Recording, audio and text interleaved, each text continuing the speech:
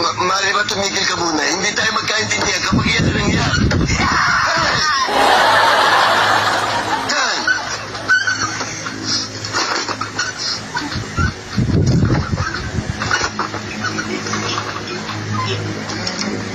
Okay, ano na reklamo mo?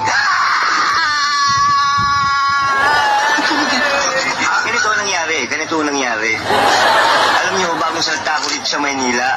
Pagbaba ko ng bus, bigla ako nadukutan. Pati nga ho yung maleta ko, tangay Alam mo yun,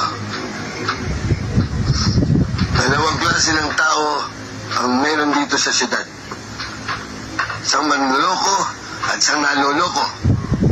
Kaya ikaw ang naloko, pasensya ka. Pero huwag ka maglala. Mablatod ka.